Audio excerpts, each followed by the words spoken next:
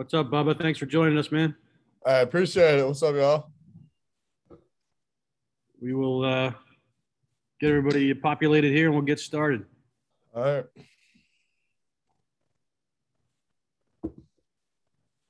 Think we're good. Bubba, welcome to Pittsburgh. We'll just we'll open it up for questions. Hey, Bubba, how you doing, man? Oh, go ahead, Mike. Sorry, Rob. Bubba, how are you? I should start with that. I'm good. I'm ecstatic right now. Just take us through the emotions of the last couple of days. I imagine maybe you were paying attention to the first day, paying attention to the first couple of rounds. What was it like to kind of not see your name and then finally see it called there in the fourth or in the third? I mean, being a first rounder is cool and all, but really it's just about getting a foot in the door and getting a nice starting place. And I mean, being a third rounder is something that I've never dreamed of and never thought would happen in my life. And I'm so happy that it happened. And I mean, watching the first few days or first day and not getting called was not super stressful. I realized that God has a plan. And if the plan was to go on day 2 or day 3, then that's what the plan was. And I just stuck to it. Well, I see there's still a Clemson hat hanging behind you and that committed sign there on your wall. But your Instagram indicates that you're ready to go baseball. What was it that led you to that decision to chuck the football scully and go for baseball? Growing up, I mean, my dreams was to be a Major League Baseball player. And at the time, it was be a Major League catcher. And growing up all through my young childhood, I wanted to be a catcher. And but I couldn't pass on an opportunity like this. And you never know if I went to Clemson in 3 or 4 years would the same opportunity had presented itself. You never know. But I took the more safer route because playing 2 sports in college is really hard and it's a lot on your body. And especially with football, because football is a really physical sport. And, I just pretty much took the safer route and this pretty much what I wanted to do.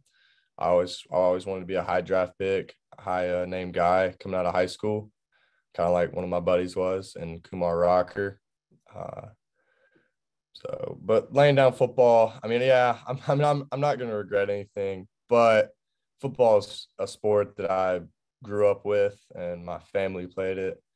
I played with all my best friends. That's where I met a lot of my buddies, and I'm going to miss it. But at the same time, you got to let stuff go in life. And that's something I'm probably going to have to let go. You mentioned Kumar. I was curious about you guys' relationship since you're a few years apart and what you learned from him. Did you just study his game when you were growing up at all in North Oconee? So I was a freshman when he was a senior, and we played together. He hit like third in the lineup. I hit fifth. And then I played shortstop. And, I mean, I just watched him. I mean, I knew people were coming to the games, 30, 40 scouts per game to watch him pitch. And I told myself I wanted to be in that situation one day. And he kind of saw that I had a little bit of talent. And I didn't think he would come to this. But he kind of helped me with work ethic, the right stuff to do in the weight room, right stuff to do off the field, on the field, all that good stuff. And then just the right attitude along with leadership. And as like most people may not know, I mean, Kumar Rocker is one of the best leaders that I've been around.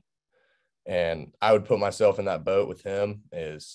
He's just as good or better of a leader than I am. And I'm a quarterback. And as a quarterback, you got to lead not only 11 guys, you got to lead the whole entire team because everyone looks to you. So he kind of helped mold me into the guy I am today on the field. So I give him a lot of praise. Bubba, what makes you a good leader? I'll do anything to get a win. I'll never get too high. I'll never get too low. And whether it's in football, if I got to go up against a guy that's 50 pounds heavier than me and a lot stronger, I mean, I'll run through him. I mean, I'll run through a brick wall just to score or just to get a first down. Just for the fact that the sports that I play are team sports. It's not like I'm playing golf or something like that. But you got to win the game for your team, and being in the position that I am and the person and player that I am, I feel like that every single game I have to do a little extra to just get through and win the game, whether it's getting a first down or touchdown, striking out at a dude, hitting a home run or whatever. So I kind of just put a lot of stuff on my back, and God made me being able to handle that. So. Well, but Ben Sherrington was saying yesterday, I mean, they announced you as a right-handed pitcher, but they're at least have an open mind to exploring the shortstop thing. What's that like for you? What do you think your future? Where do you think your future lies? Are you Ohtani, or are you Rocker, or are you a shortstop? Hopefully I can just be Bubba Chandler and just go out there and play. I mean, you never know what's going to happen. I got many more years before I'll be talked about making it to the show. And so I'm just going to try to develop myself in the farm on both sides of the ball and see what I can do. I mean, I have great confidence in myself, whether it's pitching or hitting, but there's a bunch of stuff I got to work on. Really, I just don't play baseball that much. I mean, I played 3 sports all the way up until this year. So I just split 4 months out of the year for every sport. And I'm kind of happy about it, but got to get used to it now that I'm just sticking to one sport. So my body's going to have to readjust a little bit in my mind, but I mean, I'm ready for it. So. Bubba, how do you think those 3 sports sort of helped you coming up? I know, nowadays it's way more common for guys to specialize in one individual sport. How did you decide to do all 3? Was it ever really a decision? And how do you think it helped you as you came up? Growing up, I just kind of was a outgoing kid. I mean, I still don't really get on my phone that much, but I just enjoy being outside and being around people, and playing sports was just kind of a place I could go and have fun. But I feel like it helps. I wish more athletes would do it. Playing not just one sport, 2 sports, 3 sports, whatever. But all sports tie together pretty much, whether with the explosiveness and a lot of other stuff. But like with basketball, I felt myself become a lot more athletic over the years with my speed and everything. And you think basketball wouldn't translate on the diamond, but I found myself actually becoming a better athlete playing basketball, and it translating into baseball with like running bases or making better jumps at shortstop or whatever. So. But you made some gains in velocity from last summer to this summer. It looked like it was sitting about 4 to 5 miles per hour, pretty average difference. Was that more a process of you growing and getting stronger? Was that an emphasis that you worked on mechanically or anything to kind of have that velo jump? How did that come about? Mechanical a little bit. I kind of learned how to use my legs a little more, but to use your legs, you got to be strong. And I got really strong from about July 25th, 26th to Christmas. I got very strong, and I give thanks to my high school baseball coach. Me and him sat down and made a plan to help put weight on me and make me thrive in the weight room, and it worked. So, I went from sitting high 80s, maybe low 90s to pretty much sitting mid 90s. So. Well, watching after you were drafted, it seems like you're someone who likes to have a lot of fun. Your family likes to have a lot of fun. How much does emotion play in your game? Emotion's a lot. If you don't have emotion on the field, then why are you even playing? That's just kind of the way I look at it. So, I mean, if you do bad on the field, yeah, don't show your butt, but get a little mad at yourself, but just know that, especially in baseball, in 2 more innings, you're going to have another at bat, or if you're a pitcher, maybe the next inning, you're going to have another chance to strike out 3 dudes.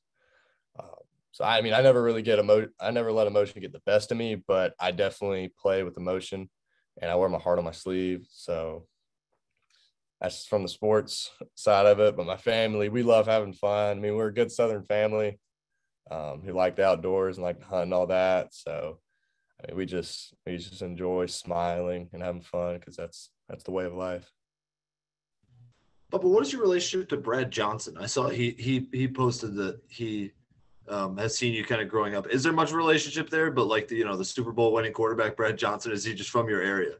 So the reason I'm kind of up here, or the reason I moved to Athens, is kind of him. He where I used to live, we used to play a football league.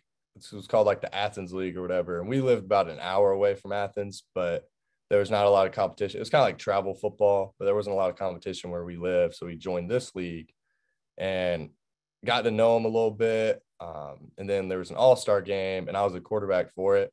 And he was the coach. And this was like 6th grade, I think. And he saw that I was a decent player. And he was like, man, he said, he said, there's a bunch of good football in this county, and you and your family should try to move up here. Because he knew where we were coming from. It wasn't super good football. So we decided to make the move, and he said, if you come up here, then we can work together and I can teach you the ins and outs playing quarterback, whether it's reading the defense and all that, learning the playbook easier. I mean, he is a Super Bowl winning quarterback, so he knows a little bit. So we moved up here and did a little bit of that, but I got close with his sons, Max and Jake Johnson. So I mean, that's kind of how it's all transpired, just hanging out with them. So. Bubba, did Dabo give you any advice in this selection-making process? I saw James Franklin was given a little bit of encouragement, Delani White, before he was selected. I'm sure Dabo's been through this before. Did he give you any message before and anything after? He said just listen to God, follow your heart. I mean, he would love – we had about a 20-minute conversation yesterday, and he never said anything about – he wasn't mad about anything. The first thing he said was Bubba Chandler. It was pretty much the first thing he said when he offered me. He said, Bubba Chandler, I freaking love you, kid. He said, you're going to do great. There was no hatred or whatever. He was saying, man, he said, go be great. And he said, if you ever want a spot here again, if you can't make it or whatever, he said, your jersey's going to be open. So, I mean, that made me feel a lot better. But everyone up there, whether it's a player, coach, the cooks at our bistro, I mean, they're top notch. I mean, everyone's a family culture up there. And I see now why people are so gung-ho on Clemson University, because I got to live it for about 3 weeks and I loved every second of it. But I'm doing this. So. But being a three-sport guy, can you talk a little bit about your love for baseball, or where it sort of fits on your hierarchy? Have you always seen yourself as a baseball guy? Yeah, I've always seen myself as a baseball guy. My dad, when we were younger, he built me a baseball field in our backyard because we had a little bit of land. So we actually called it Baby Turner Field because we're big Braves fans growing up. But I was not very good at baseball at a younger age, like 9, 10 years old. And I wanted to get good because that's what my dad played. And he was pretty good at it. So I committed myself to it. And every day for probably about 3 years, I would be out there after school or whatever, early in the morning. Just my dad would be hitting me ground balls, throwing me batting practice and all that. And that's transpired a lot in me being the person and player I am today. But yeah, baseball, I've always seen myself being a baseball player, really just trying to be the next Chipper Jones. So. You know much about the Pirates or Pittsburgh? You ever been here or anything like that? Well, one of my favorite players is Andrew McCutchen. I know he doesn't play for the Pirates anymore, but those were really fun years when y'all had him. And then, I mean, Garrett Cole and all that. But I don't know much about it. One of my friends, she's from Pittsburgh, and they're huge Pirates fans. And so they were really hyped up when y'all select me. But they've loved it, and they hated it that they had to move away from it. But, I mean, with jobs and all that, you know it. But they said I'm going to love it. They said it should fit me pretty well. whenever I get up there. But I don't know. We'll see about that. But I mean, they said PNC Park is a great place. It's a fantastic ballpark. So, and that's all. PNC is always the ballpark I play with on MLB The Show. So I like it. Is it all like a football recruiting class? Have you talked or had any communication with any other guys that have been drafted? A little bit. I'm not going to reach out to Henry Davis. I mean, that's a number 1 overall pick. My phone's getting blown up, and I can't even imagine his phone.